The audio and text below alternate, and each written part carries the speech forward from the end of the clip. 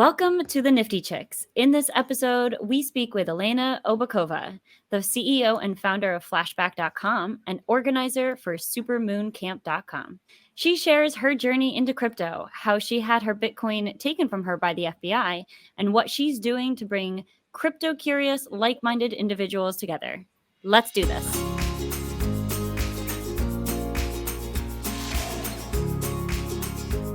Welcome to the Nifty Chicks. I am excited that we have with us today Elena Obukhova. She is the co-founder and CEO of Flashback.com. She is also organizer for supermooncamp.com. She has quite an extensive background in crypto and blockchain. She also has an interesting story about her Bitcoin being taken by the FBI in the early years of crypto. So welcome to the Nifty Chicks, Elena. We're excited to have you here today. Hi, everyone. It's really exciting to be here today. Awesome. So I gave a little bit about your bio, but why don't you give us a little bit more detail about what you're up to and how you got into this crazy world of crypto and blockchain and Bitcoin? Well, it's all started earlier in 2014 when there was a second Bitcoin wave. And I came across, and I like to say I got exposed to Bitcoin at that moment. As many other people, we had no idea where the market is going to be heading to. And for me, I have a traditional background, like traditional finance background. And I was always really excited about our new technologies. So I couldn't just miss on Bitcoin, obviously. It was where finance and technology meets. So when I saw Bitcoin for the first time, I was thinking, wow, it seems quite interesting. And the more I started researching, the more I started understanding how much value it can bring to our community, to society, and help solving lots of problems with financial inclusion and helping more people to get access to financial markets.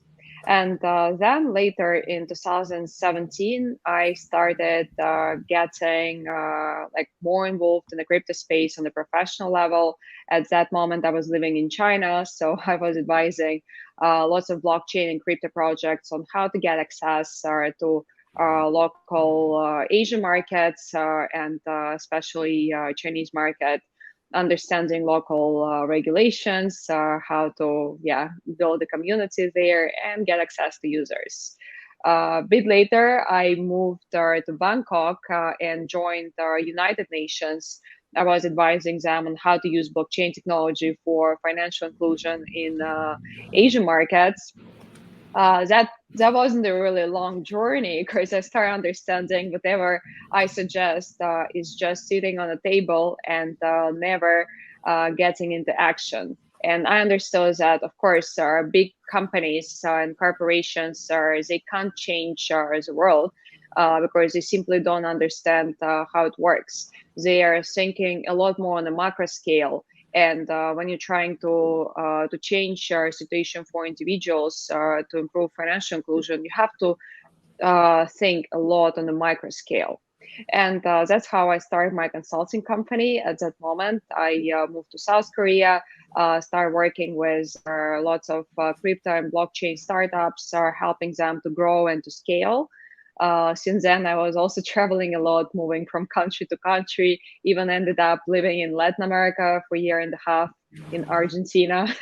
And 1 year ago, I started a new journey and decided to build my own tech startup that is Flashback.one that starts as our NFT ticketing. And apart from that, I'm just always happy to share some experience with community, mentor startups, and help them to start with their journey and understand why crypto is so important and how it can change the way people transact and do financial transactions. That's an incredible journey that you have. I feel like you've already lived 9 lives. Right? I lived in 9 countries, so I know, I saw that. It's That's super amazing. impressive. Super impressive. And I would love to hear from you because I missed the first Bitcoin wave. And even when Bitcoin was becoming popular a couple of years ago again, I still found it incredibly hard to understand. So, and that was already while, things were starting to become far more established than they were in 2014. So help me understand, like, take me back into your mindset in 2014 when this is so new and so much of the world had never heard of it. What made you think, like, oh yeah, this is going to be a good idea? Welcome to the Nifty Chicks. Hi, Minty Cell. How are you? Hi, Jen FT. I'm good. How are you? I am good. And I'm really excited about our interview with Elena. She is so smart. I mean, she's just incredible. Just I super know. incredible. MIT grad. I mean, she's been in Bitcoin and crypto for almost 10 years now. It's crazy. That's right. I mean, her story about getting involved in crypto when it was $200 or $300 or $400. I mean, what? It's amazing. I know. I only wish I knew then what I know now. I know. Only for But I that to didn't. get taken away from her in 2018 when I know. can you That's imagine what that unfortunate. growth had been like? I mean, yeah, that's Oh, an yeah. ouchy moment for sure. Yeah. But she learned from it. I mean, what I loved about her attitude is that she learned from it and wasn't Right. super mad about it or like angry or she Well, was I just mean, like, this really, is a good learning what moment. can you do? What can you do? I mean, you have to kind of accept it. Yeah, I guess. I don't know. I don't Yeah. know if I could ever accept that.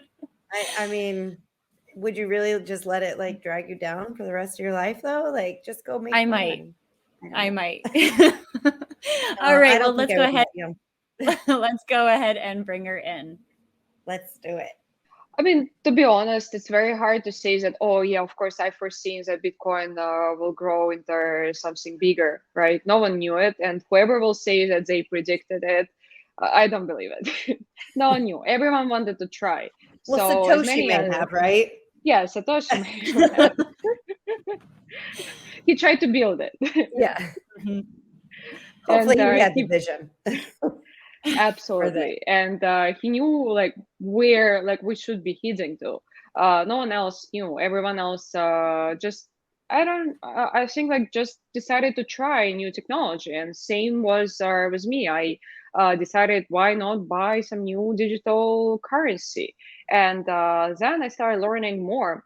I started understanding that there is way more potential for people to get access to financing outside of outside of banking. And at that moment, I was still living in Russia. And, like Russia has lots of problems, as many other countries, with corruption, with failing banking systems, and just inefficiencies.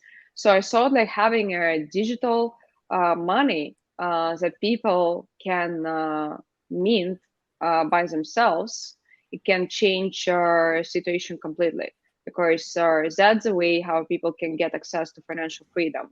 And that what was really exciting for me, even though I didn't fully understand it. It was a very new technology, and no one understood it, but there was something there. There was a potential, there was a strong vision, and I just thought it's something to delve into.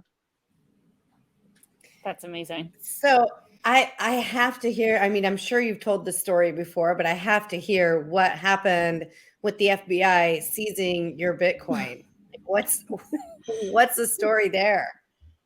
Like everyone loves this story. I'm always saying like I paid a lot of money to have this story.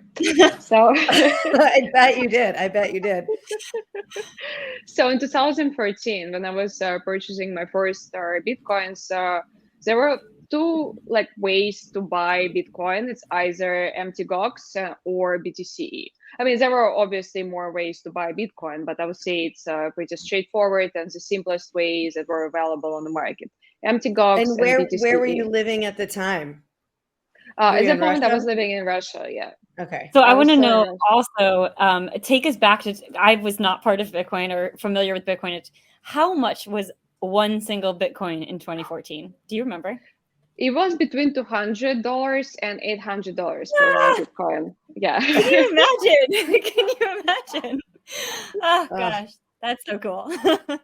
I mean, So yeah. as much as I wouldn't want to go back there today, it would be nice to go back there for like a day and I'd just To like buy buy Bitcoins. it all up and Goop then all be like, okay, then we go back to Just buy Okay. them all. yeah. Now that I know how much it was worth and how much I'm regretting not knowing about Bitcoin, carry on. Yeah. Well, I mean, for me, it didn't really change anything, right? Because the FBI came into the game and just took it. But yeah, so at that moment, there were two exchanges, MTGOX and BTCE. So I decided to choose BTCE. Later, I believe it was maybe beginning of 2017. I might mess up dates, so I don't want to say it wrongly. But MTGOX was first one to be like shut down, and I was like so happy. I was like, wow, I did a really good choice. I picked BTC. BTC is still there. So it didn't come to my mind that centralized exchange is not providing you any security. So it doesn't provide you ownership over your crypto. It didn't. I was thinking, wow, I picked the right website. No one Right. knew anything. I didn't do as much research. And I would say, like, even if I did that much research, I don't think like you can learn it from just reading it on a website. You're learning it from your personal experience. And you got to have a bad one to start realizing and start learning and understanding how important ownership is.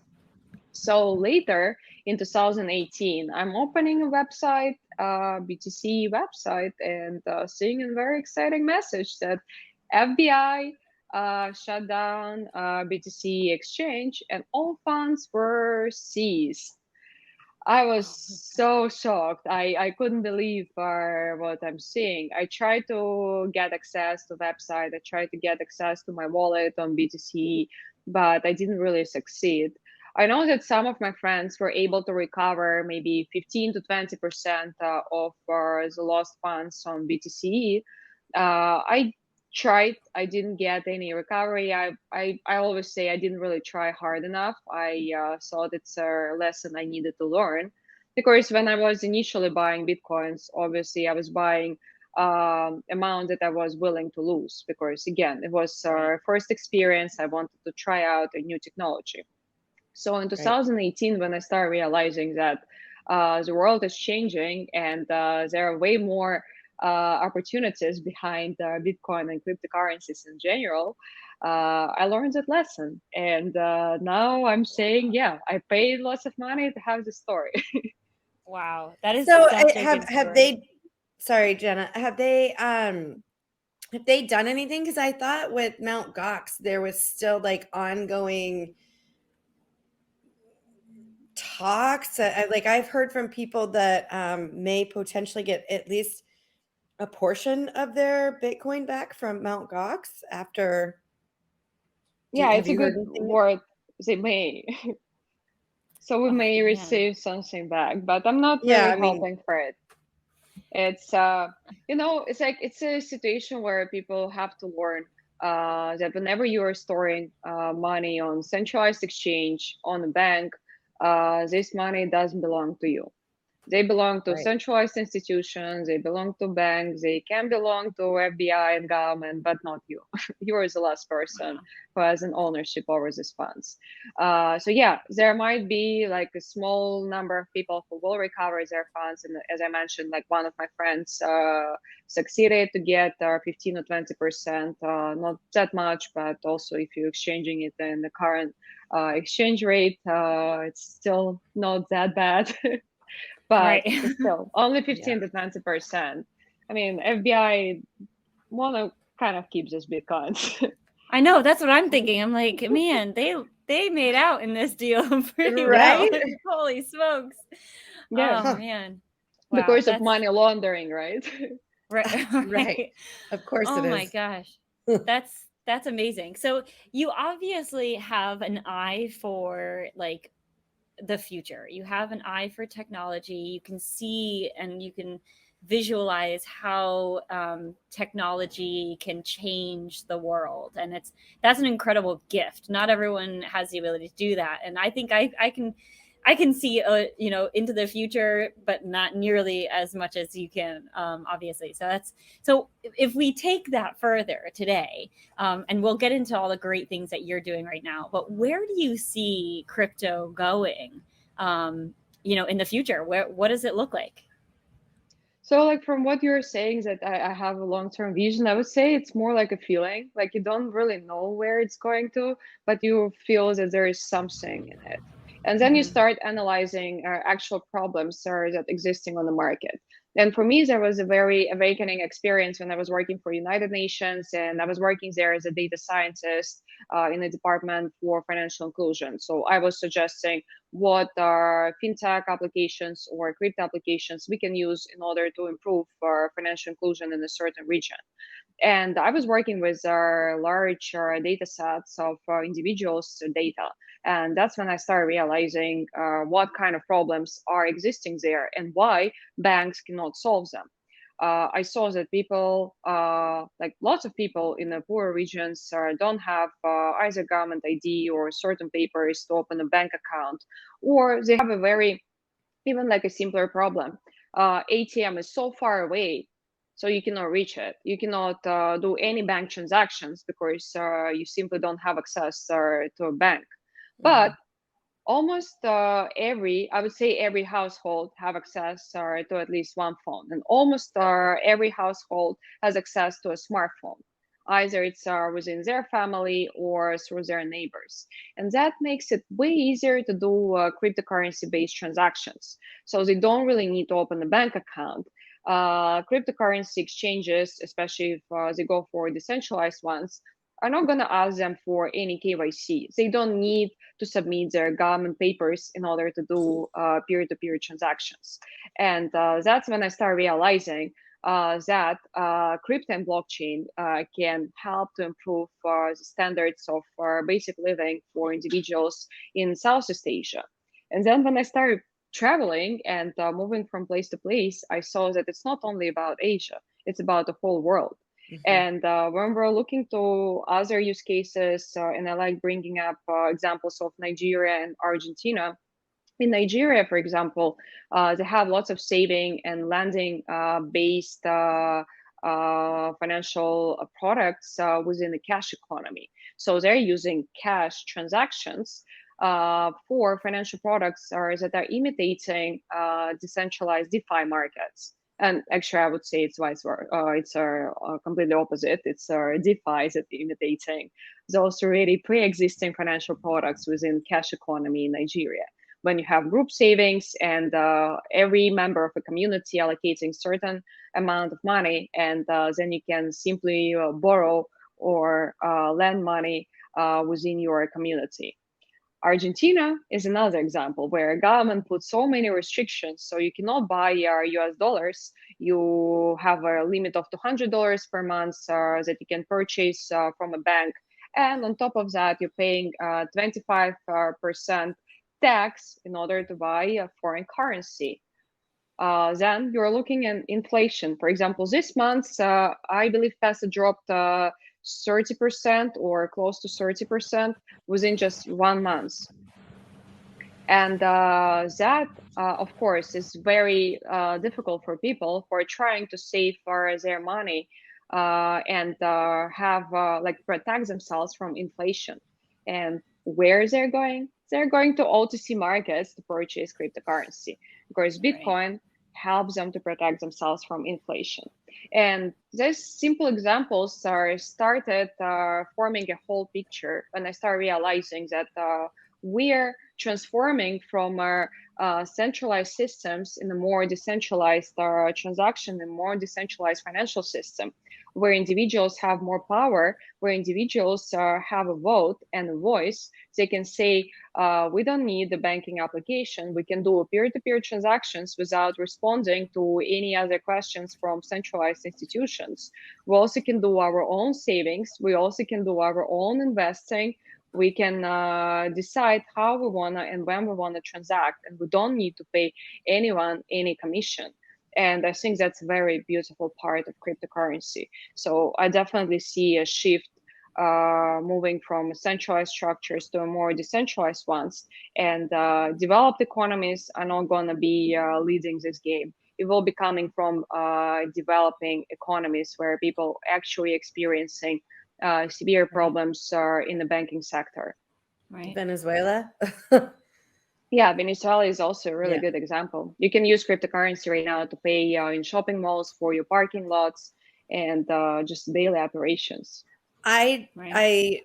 I mean, I'm like amen to you and what you're doing and all of this, because I mean, like, for me, even I don't even know the last time I went into a bank. There's just no reason for it, really. I mean, I can, Jen FT and I transfer money to each other all the time. I just paid my dog's groomer today. I mean, that's PayPal.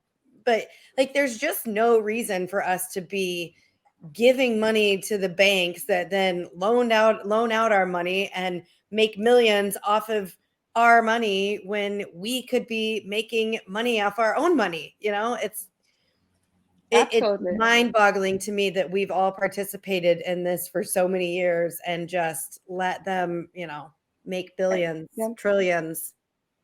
And then when crisis hits and you're coming and asking for your money back from a bank, what bank is saying to you, "Oh, I'm so sorry, you cannot withdraw your money." Right. That's Yeah. happening everywhere, including crypto space, Yep. which I think is scary. I think, yeah, interesting. And I also see, I love that. I also hear a lot of fear around moving to a decentralized world, given the lack of accountability and lack of support that you can have, right?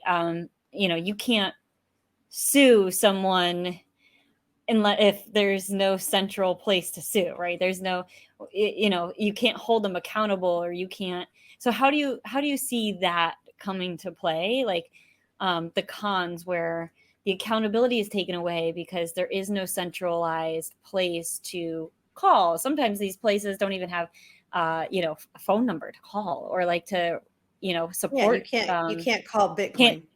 can't call Bitcoin, right? So how do you see that playing into this kind of move to decentralized? I think it all comes from a personal responsibility. And now people are used to rely on centralized institutions. Let's use example with a bank. If you were charged by some random subscriptions that you forgot to unsubscribe from, you're not going to admit your fault, right? You're going to be texting your bank and saying, "Hey, can you ask for a refund? I didn't approve this transaction." But you actually did, because you subscribed for, let's say, monthly subscription for 1 year upfront. And you're going to be complaining to your bank, and your bank will go ahead, will charge merchant, will refund your money back, and merchant is the one that is having a trouble. I think like a big problem here is education. So we're telling people that they don't need to take any responsibilities for their actions. They can just Mhm. rely on centralized institutions. They're going to protect them. And I'm always saying that this protection is coming at a cost, because no one wants to protect you because they're nice people. And I'm talking it at almost every single panel where I'm at. People are not trying to protect you because they're nice. They have their own agenda, and Mhm. corporates and institute like centralized institutions, they want you to be dependent because that's how they earn money. Because the more you use them, the more you rely on them, the more money you're depositing at your account, and obviously they're earning money from you. And I think the biggest problem is education, when we need to start teaching people how to take your own responsibilities, how to learn how you can protect yourself, how to do transactions, how to make sure that you are not being scammed, how to check transactions. And blockchain gives us all this transparency. You can actually go ahead and check if you are sending to a right wallet. You don't need anyone else to check it for you. you can check it on your own. You can also do it same with OpenSea. OpenSea is like helping you to do it with a verified mark. But instead of that, you actually should learn how to check address of initial like companies that mean that there is those NFTs, instead of relying on a centralized institution and then complaining. So I think the biggest problem here is that people are tend to rely on institutions when instead they should learn how to protect themselves and gain more power over their finances. I'm not sure the masses love personal accountability. So I think you might get some hesitation because it's so much easier to just blame other people. Isn't that the reality of our world, unfortunately, in our society is, if we're in a pickle, we pick up the phone and we call that bank or we call that organization or that institution and we tell them to fix it, right? And the second we tell everyone, and I mean like everyone, once we, move towards more of a mass adoption, there's no one to call but yourself. You need to look at like what your habits are and what you're doing, and figure out what went wrong and fix it yourself. I think that's going to be tough and challenging. I think it's that's why I said that developing economies will be the one leading the game, because in US, when I'm talking to people here, they don't really understand how bank can scam them. But if I talk to people in Argentina, there will be not a single doubt. They know. When their accounts were frozen by banks before, when their savings were used to pay a government debt, they will never put their savings on the bank account. Right. And you don't even need to explain people in Argentina why centralized exchanges is not a safe way to keep your funds.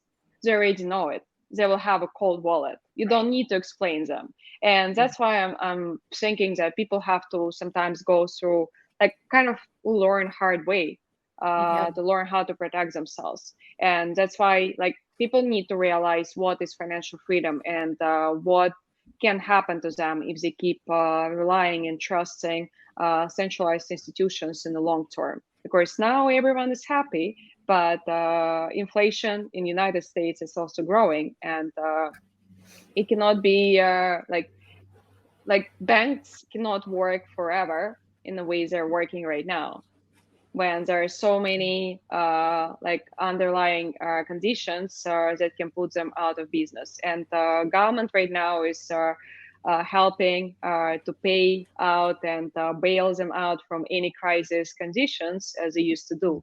But the government will not have funds forever to bail every single bank. What do you mean? We can just print more. Yeah, that's true. Yeah, I think this is a really as long as we have ink and paper, we're fine. I think this is a really until good. we start using it in the toilet, right? I think this is a really great moment to transition to some of the projects that you're doing, specifically the Supermoon Camp that you are involved in. So tell us a little bit about that, because a lot of what you've shared and you've discussed with us today kind of ties into what that is all about. So share with us what you're doing there. Yeah, so with Supermoon Camp, we also started realizing that we need to build a stronger community of like-minded individuals that share same beliefs in a space, or that believe in decentralization and want to share these ideas with each other and see how we can make an industry stronger. And that's how Supermoon Camp started. And within Supermoon Camp, we're organizing obviously our camps. When we're renting a huge house, we stay together during major conferences in different locations. Like, for example, one of the camps was during Miami Bitcoin 2022. The other camp was just recently during Consensus. And we were all staying together and exchanging our ideas daily, discussing how we can improve what's going on in the industry. Because we can talk about cryptocurrency helping people, but is it really helping right now? No, it's still so far away. Cryptocurrency also became more and more centralized. We're still relying on cloud servers, where the biggest provider is AWS. There are still so many problems within the crypto industry that we need to start solving in order to come back to our initial vision to Satoshi vision and how we can reach financial freedom for society. And within Supermoon Camp, we started organizing even more events. We launched one of the first events, mini moon events, during Consensus, and Cointelegraph wrote that it's better than Consensus itself. Wow. That That's event awesome. gathered 1,000 people. Congrats. We were aiming for 300, 400, but we had 1,000 people at our Wow. mentioned Oh, event. wow. And Nice. lots of people came. There were VCs, there were founders. Everyone was really, really happy because VCs found talented entrepreneurs that are building exciting projects in the space. Founders obviously were able to connect with each other, build long-lasting relationships and partnerships. And we were receiving so many messages afterwards thanking us for gathering such a great crowd of people that are like building serious projects in the space and not just trying to seize hype. That's awesome. So the NFT ticketing platform, Flashback One, definitely, I'm intrigued by that because I'm all about concerts, and I really think that NFTs are the future of events, and whether it be music events, art events, gaming, sports, whatever the event is, I just feel like there's so many things that you can do with NFTs and ticketing and engagement and building community and all those things. So just tell me a little bit about Flashback One and how that all came about. So we started with a vision that we want to bring our paper-based tickets, like in a kind of like, I would say, collection side of a paper-based tickets back in their ticketing space. Of course, after pandemic, lots of organizers started switching into QR codes, and it's really boring. Like people don't want to collect QR codes. And majority of my friends turned out to have a collection of paper-based tickets. For example, one of my close friends here from New York has a gigantic book of Broadway tickets from every single show she ever been to. And she was so frustrated when 3 months ago she went to one of the shows, and they just gave her a QR code, and there was no way like she could add it to her collection. Right. She was calling me and saying, like, guys, when are you going to start working with Broadway? I kind of want to continue my thing with the collections. And I started realizing that NFT technology brings it has a lot of potential to add this utility to a ticketing space.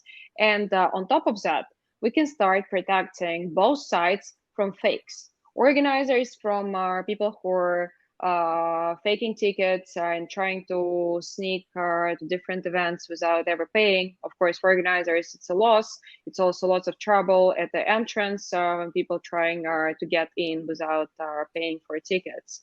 And at the same time, there are so many cases when consumers are just purchasing a fake ticket, and obviously they cannot get to shows that they like because they don't have a real ticket. So we're protecting both sides from this bad experience and making sure that they can come to event and simply enjoy it without any other hassle. And on top of that, NFT technology allowing so much engagement and actually allowing you to build a community.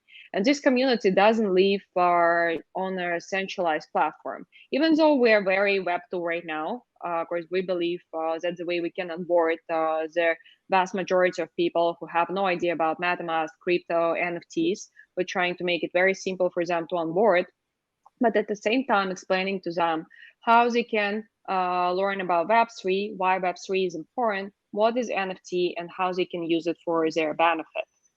But as I mentioned, our community itself is not living on Flashback, it's living on the blockchain. So organizers right now have a freedom and power and ownership over their community. Of course, whatever happens in future, they always have access to their community through blockchain. And they can add more engagement and features that will help them to stay in touch with their community.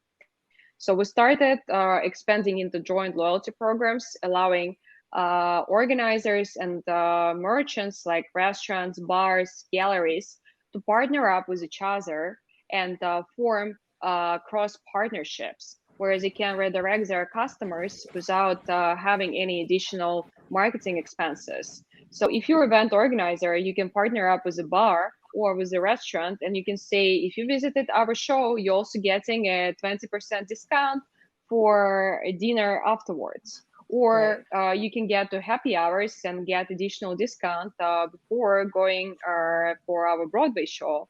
There can be so many different ways you can engage with your community.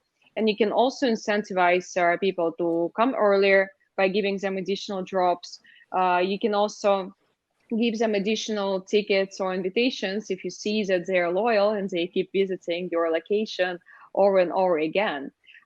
So we're giving our opportunity for brands, businesses to build this community and have this community measurable, because that's an important part of the business. And it also can help businesses to expand, to grow, get more investments, because they can show numerical numbers for how many people they have in their community and how many people are constantly visiting their events. So it can help them to grow and explore different locations. So if they need to move from one place in, let's say, New York, they can do it because they still are in touch with their community. That's awesome. Yeah. I think it's like such a perfect, marriage of all the things that NFTs are bringing to this world, between proof of ownership, community building,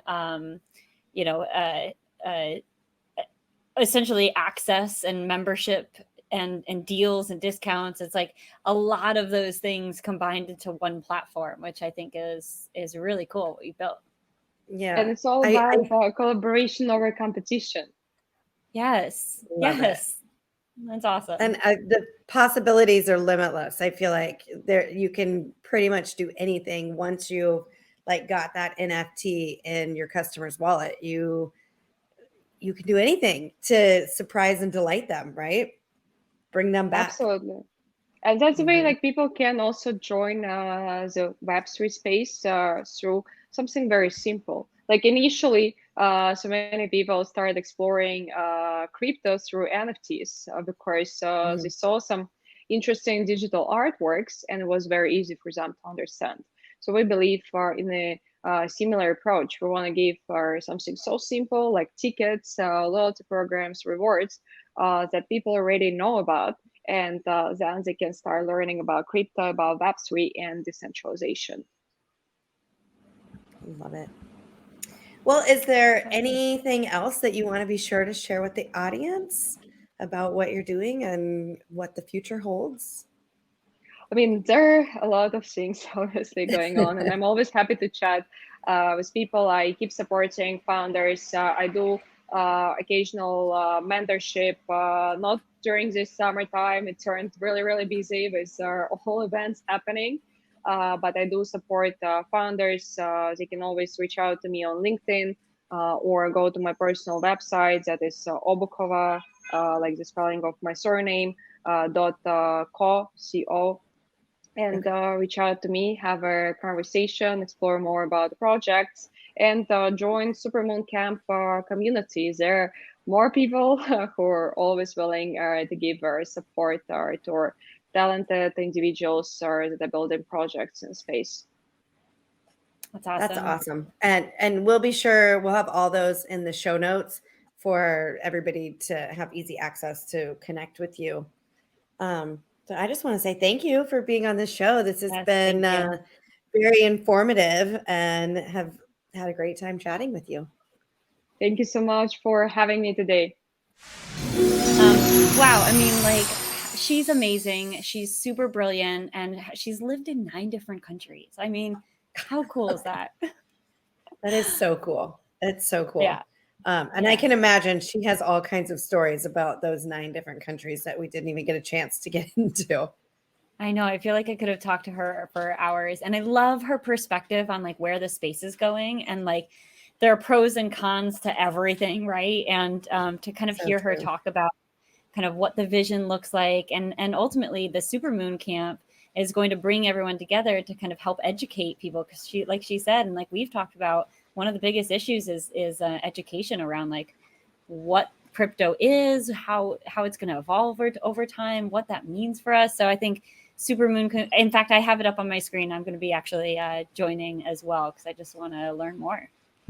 Yeah, I agree 100%. So yeah, I think everything she's doing is super cool. You know me, I love the whole ticketing aspect of things, and especially after being at NFT NYC and having just ticketing issues with getting into, you know, all the ancillary events. I think there's a really big need for someone to come into that space. And I really just love the whole NFT, you know, compilation of the NFT with ticketing. And because like she was talking about her friend that was saving all their Broadway tickets and now they can't because they got a QR code. And I actually used to save all my tickets, Me and too. like I mean, it takes up space, and like, what are you really going to do with them? And how often do you actually go through them? But if they were in a wallet on your phone where you could be like, oh yeah, remember this show and that show and whatever. Yeah, I love the whole thing. that's So, good. I think that was awesome. And you know what else I think is awesome is What? when people leave us reviews on Yes. their favorite podcast player, whether it be iTunes, Spotify, Google Play, whatever, wherever it is that you listen to podcasts. We would love it if you'll leave us a review. Ideally, it's a 5-star review, but I understand if you know, don't have it in your heart to give us a 5-star review. We'll take whatever it is. I mean, hopefully you're saying nice things about us, but you know, if you don't, we might just go cry in our corners or We might. something. We might. We might. At least we'll listen to your feedback, though. But we do want For a 5 sure we stars. So will. if we're not, let us know what we could do better, for sure. That's right. All right. And as always, thank you so much for listening to the Nifty Chicks. Always remember, invest in yourself. You are worth it.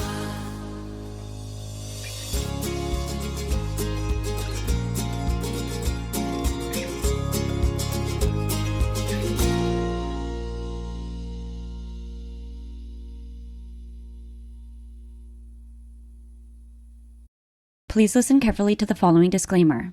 Neither the host nor the guests of the Nifty Chicks podcast are acting in the capacity of financial advisors. We wish to remain transparent and impartial to the NFT community at all times, and therefore, the content provided by the Nifty Chicks hosts and guests are intended for general information purposes only. Nothing written or discussed by the Nifty Chicks hosts and guests should be construed or relied upon as investment, financial, legal, regulatory, accounting, tax, or similar advice. Nothing should be interpreted as a solicitation to invest in any cryptocurrency or NFT, and nothing herein should be construed as a recommendation to engage in any investment strategy or transaction. Please be advised that it is in your own best interest to consult with investment, legal, tax, or similar professionals regarding any specific situation and any prospective transaction decisions. You must do your own research when considering investing in cryptocurrencies or NFTs. We are simply sharing our journey with you as we learn more about the world of NFTs. Happy minting.